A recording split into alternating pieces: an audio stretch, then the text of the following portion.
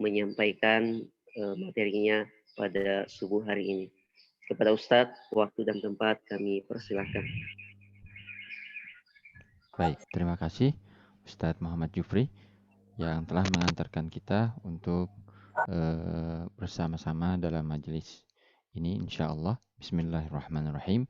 Assalamualaikum warahmatullahi wabarakatuh. Warahmatullahi wabarakatuh. Innal hamdalillah nahmaduhu wa nasta'inuhu wa nastaghfiruh wa na'udzu bihi min syururi anfusina wa min sayyiati a'malina may yahdihillahu fala mudilla lah wa may yudlil fala hadiyalah wa asyhadu an la ilaha illallah wahdahu la syarikalah wa asyhadu anna Muhammadan abduhu wa rasuluhu la nabiyya ba'dah. Salawatu rabbi wa salamuhu alaihi wa ala alihi wa sahabatihi wa man tabi'ahum bi ihsanin ila yaumiddin amma ba'd. Alhamdulillah, segala puji bagi Allah Subhanahu wa taala yang telah memberikan kepada kita kenikmatan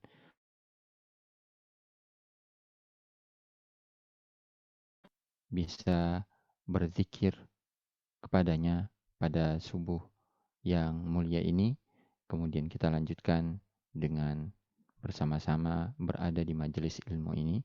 Semoga Allah Subhanahu wa taala memberikan kepada kita senantiasa kemampuan untuk mensyukuri setiap nikmat yang Allah berikan kepada kita.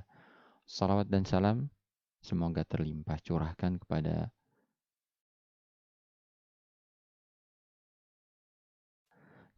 keluarga beliau yang mulia, kepada sahabat-sahabat beliau, orang-orang yang Allah pilih mendampingi perjuangan beliau, dan kepada siapa saja yang senantiasa mengikuti sunnahnya hingga akhir zaman insya Allah.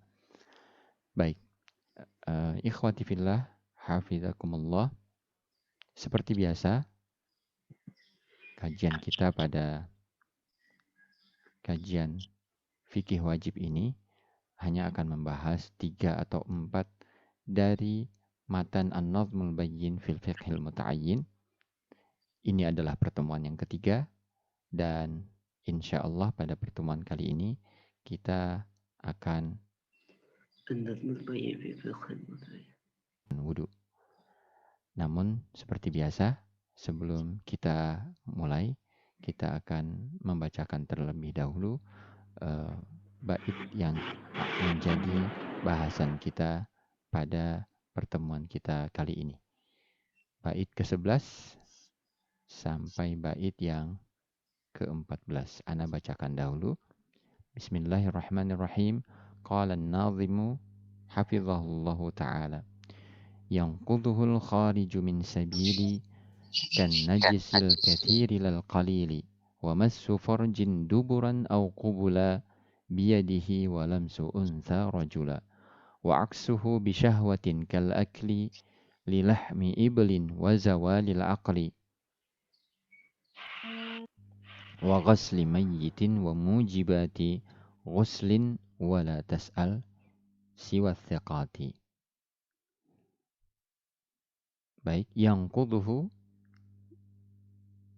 membatalkannya, yang beliau maksud adalah membatalkan wudu.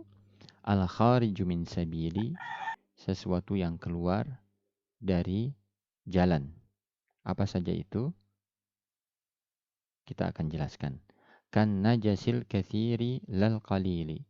Itu yang pertama. Yang kedua adalah najis yang banyak, tidak yang sedikit.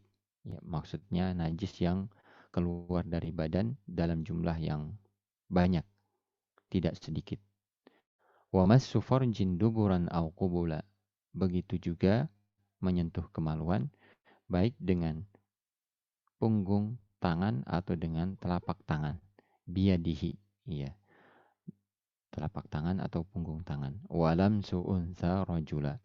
Yang keempat, menyentuhnya perempuan laki-laki atau sebaliknya, yaitu menyentuh lawan jenis. Ini pembatal yang keempat. Tentu saja yang keempat ini adalah wa aksuhu bisyahwah. Sebaliknya dengan syahwat.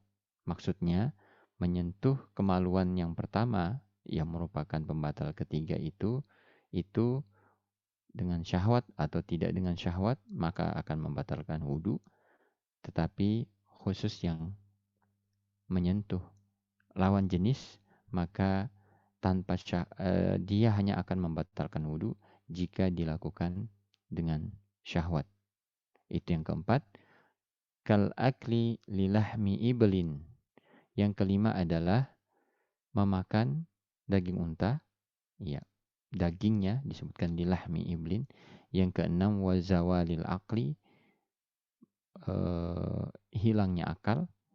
Yang ketujuh wa ghasli mayyitin, memandikan mayat atau memandikan jenazah. Dan yang ke-8 yang terakhir adalah wa mujib.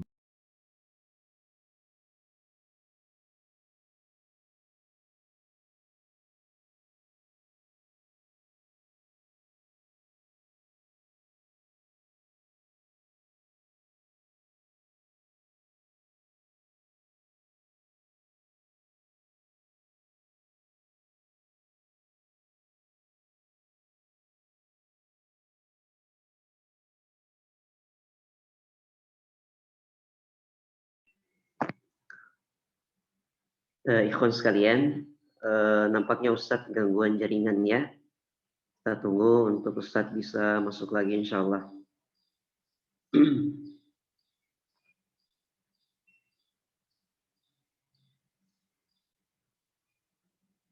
Ya, kita menyapa dulu. Di sini ada Ustadz Jihad, Masya Allah.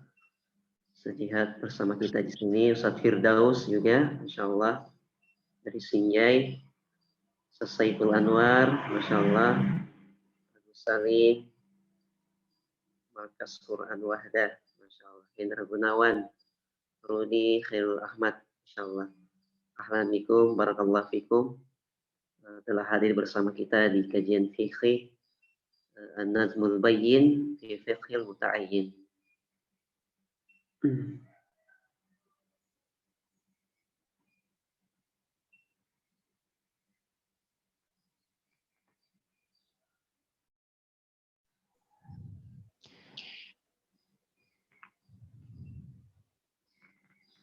Ya.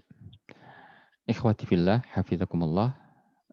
Tiba-tiba saya terkeluar dengan sendirinya. Sebelum kita mulai, apakah suara saya terdengar dengan jelas?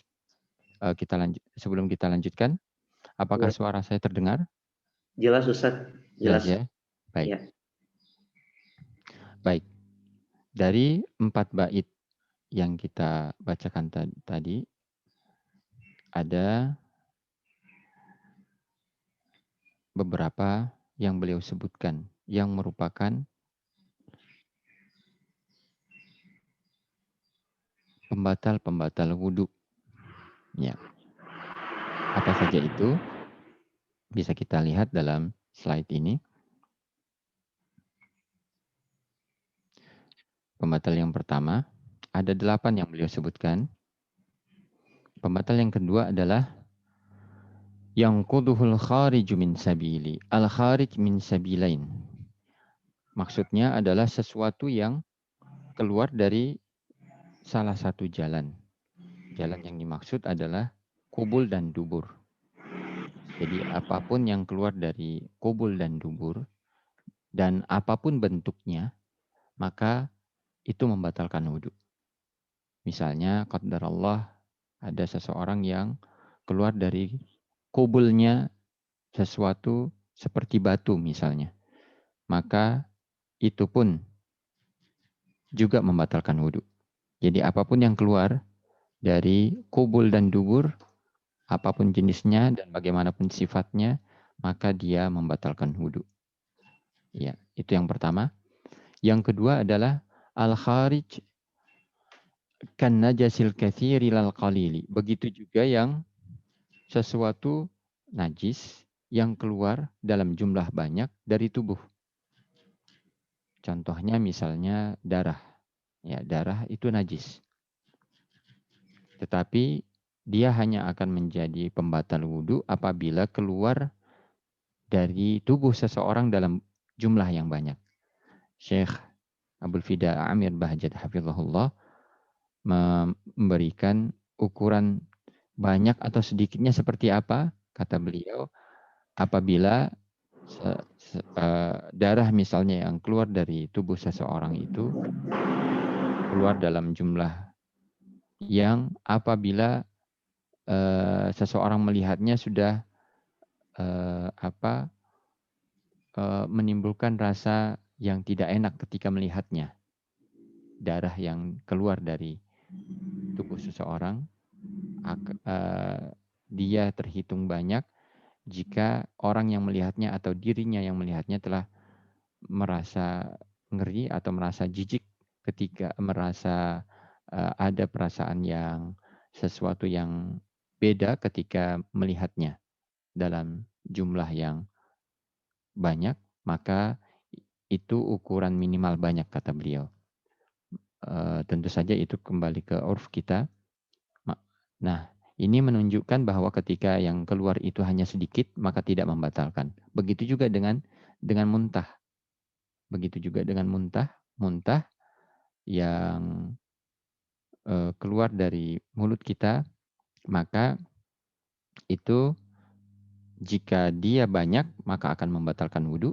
Tetapi jika sedikit, maka sama dengan halnya dengan darah, dia tidak membatalkan. Dia hanya akan batal ketika yang keluar itu dalam jumlah banyak. Yang quduhul khariju min sabili kan najasil kathiri lal qalili. Kemudian yang ketiga adalah menyentuh kemaluan. Wa massu farjin duburan au qubula. Menyentuh kemaluan tanpa pembatas dengan telapak tangan atau dengan punggung tangan. Ya, telapak ya atau dengan punggung adalah membatalkan. Walaupun memang para ulama berbeda pendapat dalam hal ini, setidaknya seperti yang ada di slide kita, Anda sebutkan sebagai wawasan saja, walaupun kajian kita ini sebenarnya tidak masuk ke hal-hal yang perbedaan pendapat, tetapi untuk menambah wawasan kita, untuk pembatal yang ketiga ini, para ulama memang berbeda pendapat. Ada 3 pendapat. Yang pertama adalah batal, yang kedua tidak batal, yang ketiga dibedakan antara menyentuh kemaluannya itu dengan syahwat atau tidak dengan syahwat. Ya. Yang para ulama yang berpendapat bahwa menyentuh kemaluan adalah membatalkan wudhu, diantaranya adalah Al-Imam Asy-Syafi'i, yang kedua adalah Al-Imam Ahmad bin Hanbal rahimahumallah, yang ketiga dan ini diikuti oleh Lajnah Daimah, yaitu Dewan Fatwa Kerajaan Arab Saudi yang berisikan para ulama-ulama besar. Kemudian yang keempat juga diikuti oleh Syekh Abdul Aziz bin Baz hafizahullah taala rahimahullah taala. Ini pendapat yang pertama. Yang pendapat yang kedua tidak batal sebagaimana pendapat Imam Abu Hanifah rahimahullah. Kemudian yang ketiga dibedakan antara menyentuh kemaluan itu dengan syahwat atau dengan tidak syahwat. Pendapat ini adalah pendapat Imam Malik rahimahullah, diikuti oleh Syekh Muhammad Salih Al-Utsaimin rahimahullah ta'ala. Itu sedikit tambahan wawasan bagi kita, walaupun insya Allah yang lebih rajih adalah menyentuh kemaluan tanpa pembatas dengan telapak tangan atau dengan punggung tangan adalah membatalkan wudhu, sebagaimana yang merupakan pendapat Imam Ahmad yang merupakan rujukan dari atau mazhab yang ditulis dengan di atasnya matan yang kita sedang bahas ini. Begitu juga pendapat Imam Asy-Syafi'i rahimahullahu taala. Baik. Itu adalah pembatal yang ketiga. Kemudian yang keempat adalah menyentuh wanita dengan syahwat atau sebaliknya. Walam su'unta rajula. Menyentuh wanita dengan syahwat atau sebaliknya. Nah, bedanya dengan pembatal yang ketiga tadi, yang keempat ini adalah beliau berikan beliau berikan tambahan penjelasan atau pengikat muqayyad dengan syahwat. Artinya menyentuh wanita atau sebaliknya wanita menyentuh pria hanya akan membatalkan wudhu jika itu dilakukan dengan syahwat. Adapun jika tidak dilakukan dengan syahwat maka tidak membatalkan. Ya, itu yang keempat, walam su'untha rajula. Kemudian yang kelima adalah kal akli lilahmi iblin. Makan daging unta.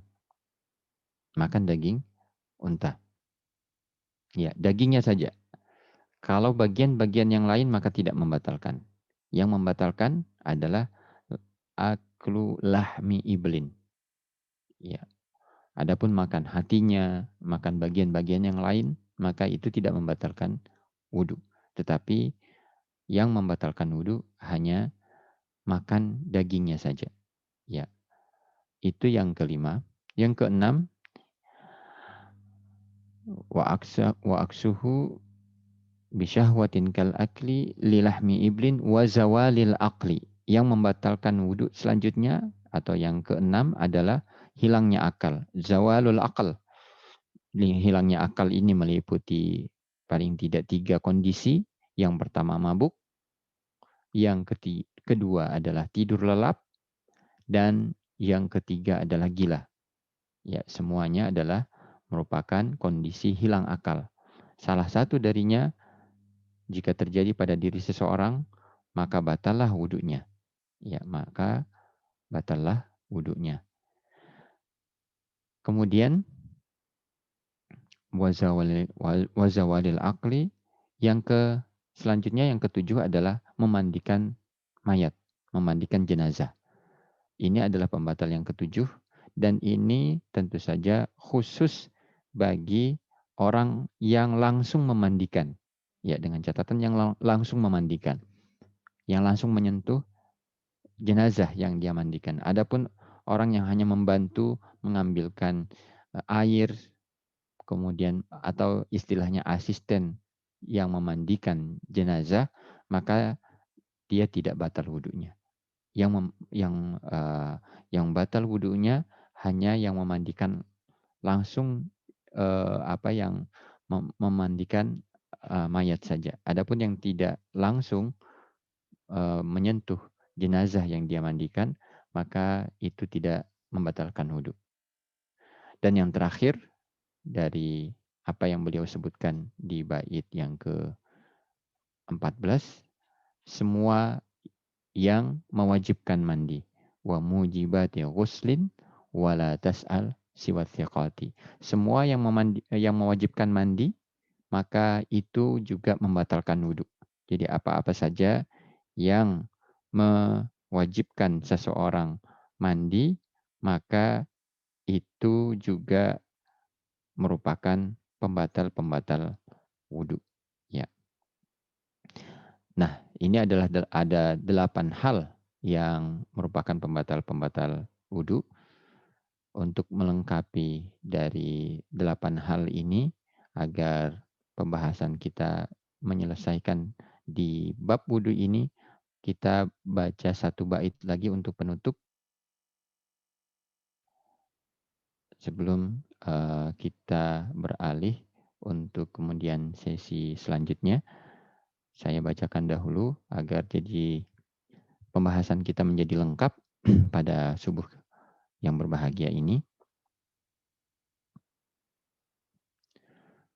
Ya. Bait yang ke-15 beliau mengatakan wa yumna'ul muhditsu massal mushafi wa min tawafin wa salatin fa'rifi. Dan yumna'u dilarang al muhditsu orang yang berhadas kecil massal mushafi. Apa saja yang dilarang? Yang pertama adalah menyentuh mushaf, wa min tawafin, dan dilarang tawaf wa sholatin, sholat fa'rifi, maka ketahuilah. Ya, di bait yang ke-15 ini beliau menekankan kepada kita orang-orang yang batal wudunya atau yang memiliki hadas. Hadas yang dimaksud tentu saja adalah hadas kecil, bukan hadas besar, karena pembahasan kita pada bagian ini adalah pembahasan tentang wudu. Maka yang dimaksud adalah al-muhdits di sini adalah hadas yang kecil. Ada 3 yang diharamkan atau dilarang dilakukan oleh orang yang berhadas kecil. Yang pertama adalah menyentuh mushaf. Mushaf yang kita maksudkan atau yang beliau maksudkan adalah mushaf Al-Quran yang di dalamnya tidak ada tambahan selain hanya ayat-ayat suci Al-Quran saja. Di dalamnya tidak ada terjemah, di dalamnya tidak ada tafsir dan penjelasan yang lain-lain. Hanya mushaf saja. Ya, hanya ayat-ayat Al-Quran saja. Itulah yang membatalkan wudhu. Itulah yang diharamkan untuk disentuh oleh orang yang tidak memiliki wudhu. Itu yang pertama. Yang kedua adalah tawaf. Karena Nabi SAW bersabda bahwa tawaf itu seperti sholat. Hanya saja tawaf itu beda dengan sholat. Kalau di tawaf kita boleh berbicara, sedangkan di sholat itu kita tidak diperbolehkan berbicara. Itu saja bedanya. Adapun secara hukum maka dia seperti hukum sholat. Maka dia juga tidak boleh dilakukan oleh orang yang tidak memiliki wudhu. Yang ketiga adalah sholat itu sendiri. Maka Nabi kita Shallallahu Alaihi Wasallam juga menegaskan Allah Subhanahu Wa Taala tidak akan menerima sholatnya orang yang sholat yang mana sholatnya ia tidak lakukan atau dia lakukan tanpa dia berwudu.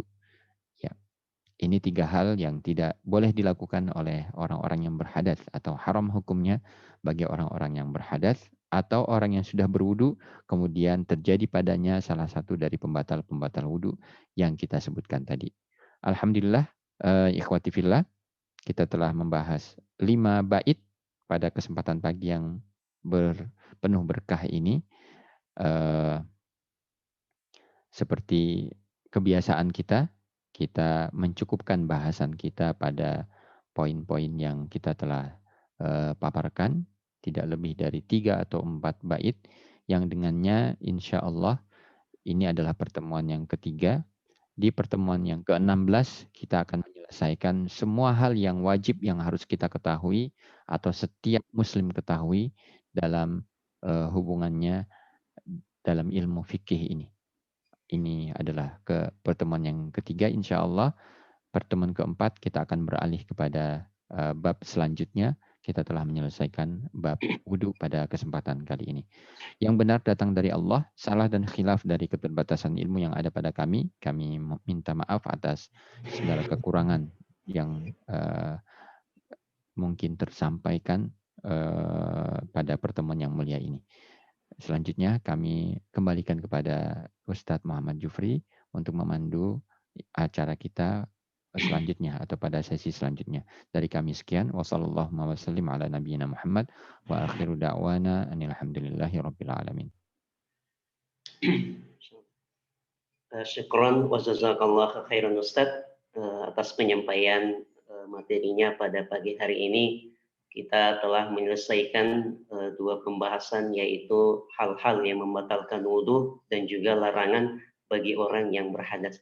Tentu teman-teman sudah mencatat dan insya Allah ini menjadi ilmu yang sangat berharga untuk kita, utamanya dalam menjalankan ibadah-ibadah sholat kita. Dan teman-teman sekalian rahmati Allah Subhanahu wa taala, untuk menyempurnakan majelis kita dan untuk menguji pemahaman kita, mungkin teman-teman ada yang ingin ditanyakan, silakan di kolom chat kita ya, di kolom chat kita, atau bisa bertanya langsung ya, silakan.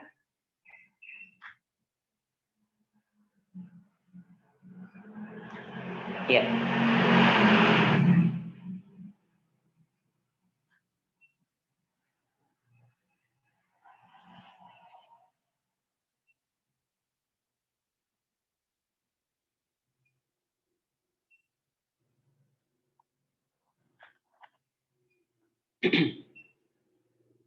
Ya, Masya Allah. Nggak ada yang bertanya ya?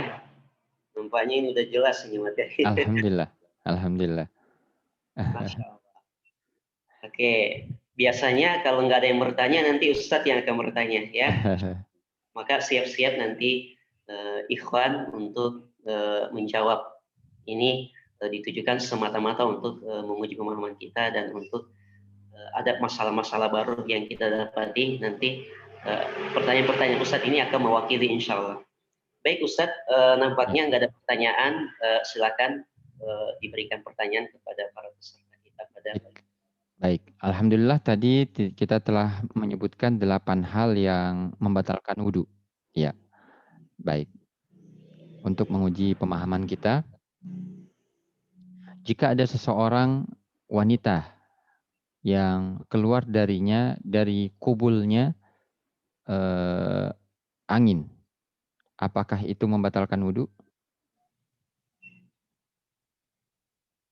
Ada yang tahu jawabannya? Silahkan raise hand atau langsung menjawab. Keluar dari seorang wanita dari kubulnya, bukan dubur ya, dari kubulnya angin. Apakah itu membatalkan wudhu? Berdasarkan apa yang kita bahas tadi, silakan.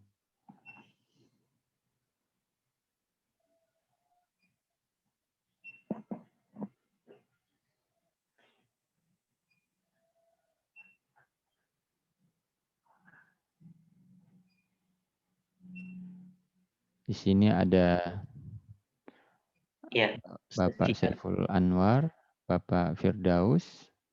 Apakah bersama kita?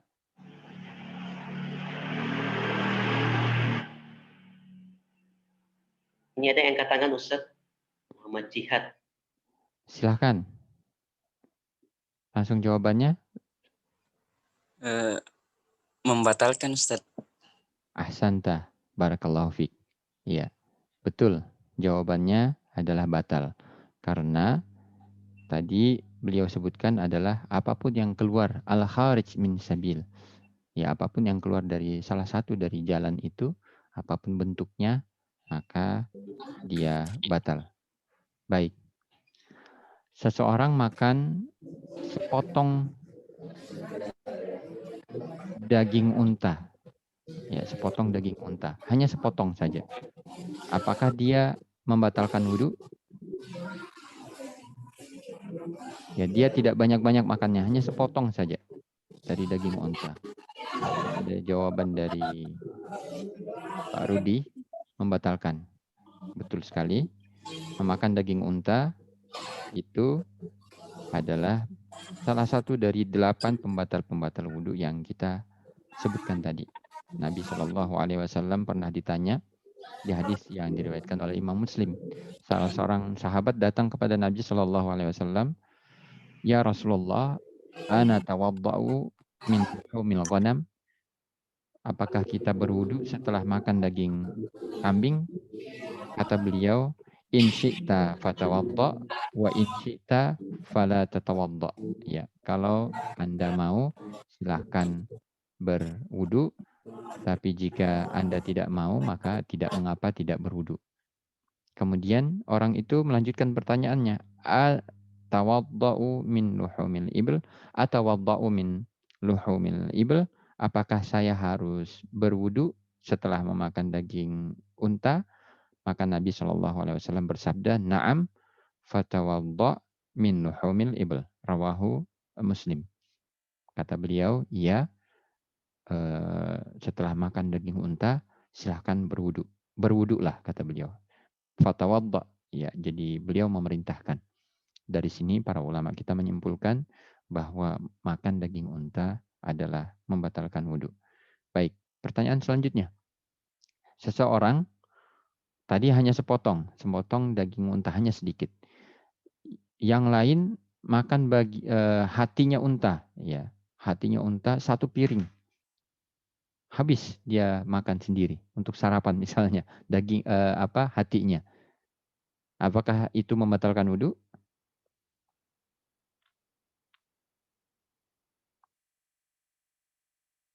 Ya, kembali Muhammad Jihad As-Segaf. Silahkan jawabannya. Tidak membatalkan Ustaz.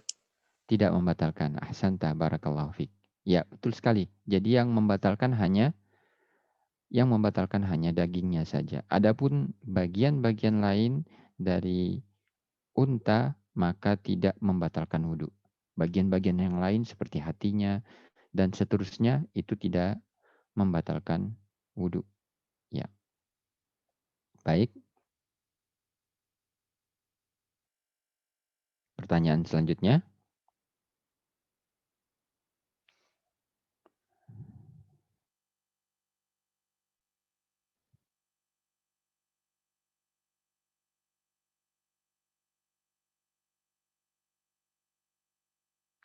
Seorang laki-laki batal wudhunya. Kemudian dia mau masuk masjid untuk duduk-duduk di masjid. Boleh atau tidak? Ya. Ya, Akhrudi menjawab boleh. Betul sekali. Ya, betul sekali jawabannya boleh. Karena yang tidak boleh hanya 3 hal, apa tadi? Yang pertama adalah mashul mushaf, tawaf, wassalat. Ya, itu saja. Adapun yang lainnya maka tidak mengapa. Pertanyaan yang lain, seorang wanita yang dalam keadaan haid mau masuk masjid, boleh atau tidak? Bedakan antara haid dengan membatalkan wudhu. Wahda DKI Jakarta ini atas siapa yang sedang berada di akun ini menjawab tidak? Alir. Ustadz Alir, Ahsanta. Ya, tidak. Ya, nanti kita akan bahas di hal-hal yang di bab mandi, insya Allah. Tapi jawaban Ustadz Alir betul sekali.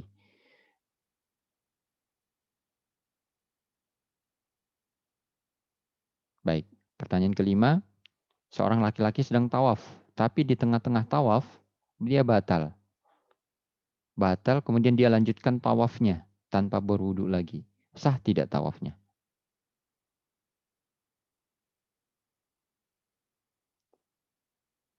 Ikhwah yang lain? Selain Ustadz Jihad tadi atau Ustadz Alir yang belum menjawab, ada Akh Firdaus di sini, juga ada Akh Saiful Anwar. Bagaimana hukum tawafnya?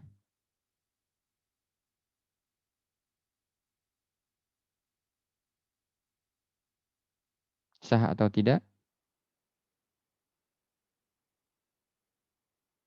Baik, dipersilahkan ke ikhwah yang lain yang bisa menjawab. Seorang laki-laki tawaf, kemudian batal di tengah-tengah tawafnya. Dia belum menyempurnakan tawafnya. Tapi batal, dia tidak wudhu kembali, dia lanjutkan tawafnya. Sah tidak tawafnya? Khairul Ahmad, tidak sah. Betul sekali. Karena tawaf itu seperti sholat. Iya. Tawaf itu seperti sholat. Baik, yang keenam, keluar dari dubur seorang laki-laki darah. Keluar dari dubur seorang laki-laki darah. Ya, la qadarallah. Semoga Allah menjaga kita. Apakah itu membatalkan wudhu?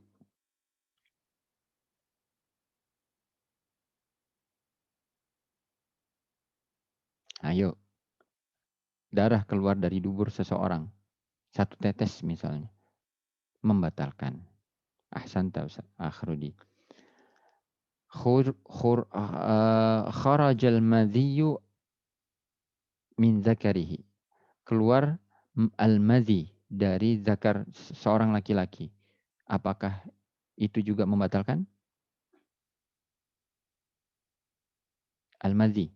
Jadi dari seorang laki-laki itu ada 3 yang biasanya keluar. Yang pertama air seni, yang kedua adalah al-madhi, yang ketiga adalah al-mani. Ada 4, satu lagi al-wadi. Al-wadi. Ya, al-wadi itu sesuatu yang keluar di saat laki-laki sedang lelah, ya keadaan sedang sangat capek. Keluar setelah buang air seni biasanya. Ya. Adapun al-madhi adalah cairan berwarna putih berwarna yang agak kental yang keluar ketika seorang laki-laki sedang bersyahwat. Nah, apakah jika dia keluar sedikit madhi dari kemaluannya, apakah itu membatalkan wudhu?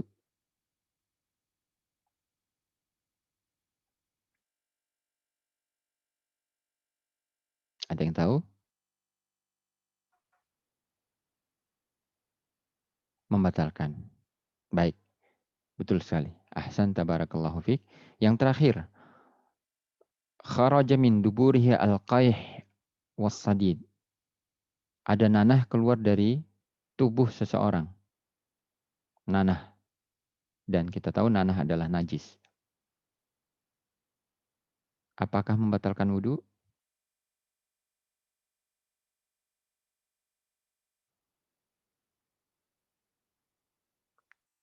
Pak Hardianto menjawab tidak membatalkan. Ya, jawaban yang benar adalah dia tidak membatalkan apabila sedikit. Tapi kalau banyak, dia sama dengan hukumnya darah tadi atau muntah, maka dia membatalkan wudhu. Jadi najis yang keluar dari badan, dari manapun, jika dia itu keluarnya selain dari dubur dan kubul, dia keluar dari badan, jika dia banyak, maka dia membatalkan wudhu. Tetapi kalau hanya sedikit, maka tidak membatalkan. Beda halnya kalau nanah itu keluar dari dubur. Ya, la qadarallah. Kalau dia keluar dari dubur, maka sedikit atau banyak dia membatalkan. Tetapi kalau dia keluar dari bagian tubuh kita yang lain, la qadarallah, dari bagian tubuh manusia yang lain, maka itu hanya membatalkan jika dalam jumlah banyak, tapi kalau dia dalam jumlah sedikit maka tidak membatalkan. Baik, cukup kira-kira apa yang kita bahas pada pertemuan kita pada pagi hari ini. Semoga Allah Subhanahu wa taala memberikan kita senantiasa tambahan ilmu yang bermanfaat dan semoga Allah Subhanahu wa taala memberikan taufik kepada kita untuk mengamalkan ilmu tersebut dan menyampaikannya kembali. Kurang lebihnya kami mohon dimaafkan. Hadanallahu wa iyyakum ajma'in. Assalamualaikum warahmatullahi wabarakatuh. Waalaikumsalam warahmatullahi wabarakatuh. Jazakallah khairan Ustaz. Alhamdulillah kegiatan kita pada subuh hari ini telah kita selesaikan. Setelah tadi proses terakhir adalah tanya jawab dari Ustadz kita, dan kepada teman-teman sekalian, jazakumullah khairan atas partisipasinya untuk dapat bergabung di kajian fikih wajib kita, Nadmul Muwayyin fi Fiqhil Muta'ayyin. Ini adalah kajian rutin dari Wahda Islamiyah Depok yang bisa teman-teman saksikan juga insya Allah live di Facebook Wahda Islamiyah Depok, juga rekaman ulang di TV Wahda Depok, supaya teman-teman bisa mencatat kembali apa-apa mungkin yang tertinggal atau yang lambat masuk untuk mendengarkan penjelasan Ustadz. Dan kegiatan ini insya Allah juga rutin setiap hari Rabu pada subuh hari pukul 5.30. Jadi bagi teman-teman yang ingin mengikuti sampai pertemuan yang terakhir, karena ini berseri ya, ini kita sudah seri ketiga dan insya Allah saya sampaikan insya Allah sampai pertemuan ke-30 kita akan menyelesaikan suatu bab fikih yang sangat penting bagi kita untuk menjalankan ibadah-ibadah kita kepada Allah Subhanahu wa taala, utamanya ibadah sholat.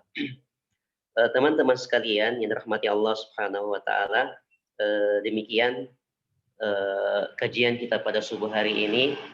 Kita doakan semoga Ustadz kita, Ustadz Yedi Hasan, bisa berkenan hadir kembali di pekan depannya, dan semoga Ustadz diberikan kesehatan untuk bisa membersamai kita menyampaikan ilmu-ilmu yang bermanfaat untuk kita semua. Dan juga kepada teman-teman kami harapkan kehadirannya dan juga bisa men-share ini sebanyak-banyaknya kepada teman-temannya, kepada keluarganya, agar makin banyak yang mendapatkan manfaat dari ilmu yang disampaikan oleh Ustadz kita pada subuh hari ini dan insya Allah ke depannya. Baik teman-teman sekalian, kita tutup pertemuan kita pada subuh hari ini dengan membaca doa kafaratul majelis. Subhanaka Allahumma wa bihamdika asyhadu an la ilaha illa anta astaghfiruka wa atubu ilaik. Assalamualaikum warahmatullahi wabarakatuh. Waalaikumsalam warahmatullahi wabarakatuh.